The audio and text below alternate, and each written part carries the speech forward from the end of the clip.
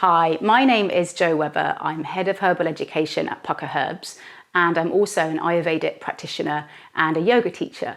So my role involves educating about the role powerful organic herbs can play in keeping us happy, healthy and well. I'm also a really keen gardener, so I'm really excited today to be sharing some tips on how to grow kitchen herbs in your windowsill. You don't need a garden, as part of the Sea Salt and PUKKA Herbs Make Time campaign. So lockdown's been pretty hard on all of us for the last few months, so I hope this video encourages you to make some time for yourself and try out something new. So let's start with why bother growing herbs at home? Why not just get them from the supermarket?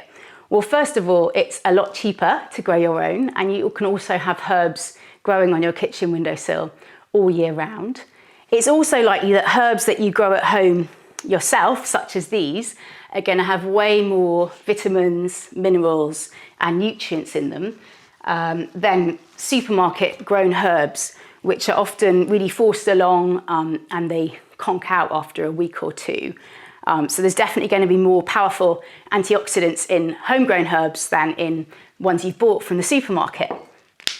And lastly, it helps bring a little bit of nature inside. As I've mentioned, you really don't need a garden to do this.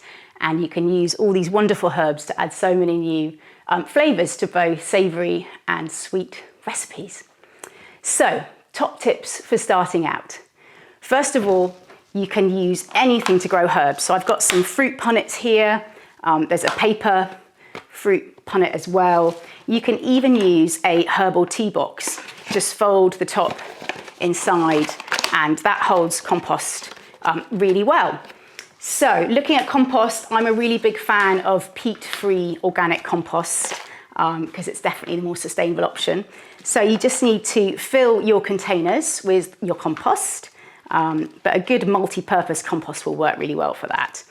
And then you need to have some seeds. But if you don't want to go out to the garden centre, you can try growing herbs from your spice rack even. I've had really good results with mustard, with fenugreek, and also with nigella. So literally you can look in your spice rack and have a go at growing some of those herbs as well. But I would recommend ordering a kitchen herb starter set. I got this really lovely one on eBay. And what you really want is about 10-20 herbs of lots of different seeds, rather than one big packet of lots of seeds. But if you do want to go for big packets, you can always get together and swap with some friends. But as I say, I ordered a kitchen herb starter pack and it had lots of seeds of different types of herbs.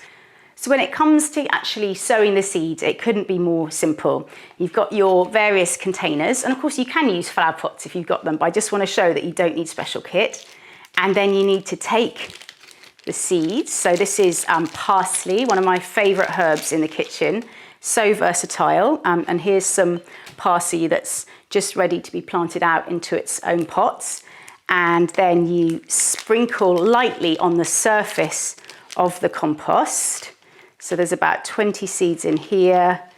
So you just want to check that you spread them out all over.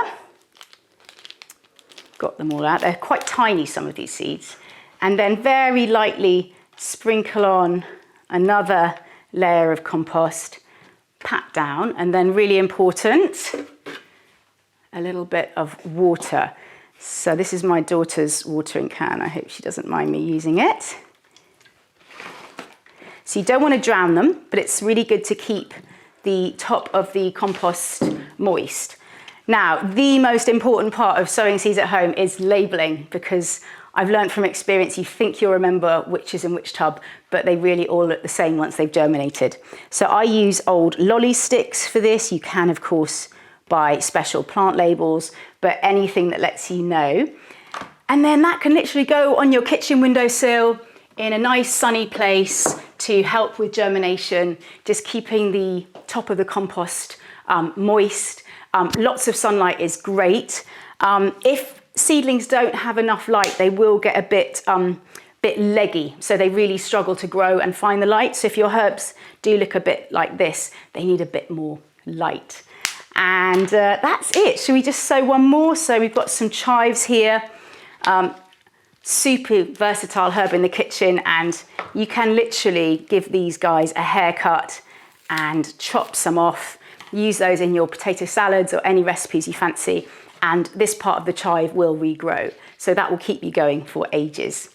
So I've got some chives here. They're also pretty tiny. I'm going to sprinkle them over, and a light covering of compost.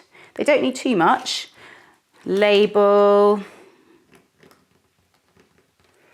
And that can be watered later. So once your seeds do germinate, you'll get something that looks a little bit like this. So this is some basil, and you might not want to grow all of these on, so you can actually eat some seedlings as what's called microgreens.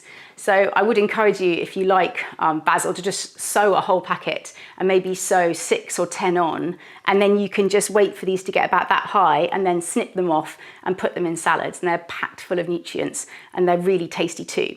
But eventually you'll want to pot some on, and then you'll have some in pots like this. Keep watering them. You might want to add a liquid plant feed. Anything that you use for your house plants will be fine for this. And your kitchen windowsill will be full of beautiful fresh herbs. So this is mint, which can be used in all sorts of recipes, but you could also dry some and make your own herbal tea blends. And rosemary is also a really lovely one that you can chop up and use in recipes, but you can also give friends fresh bunches of flowers. So here's some thyme that I've grown, and here's some flowers from another one, and you can take big bunches, chop them up, give them to friends. You can even dry them and give them dried herbs, and your windowsill will be covered in bees and butterflies, because once herbs start to flower, it's also really great for wildlife as well.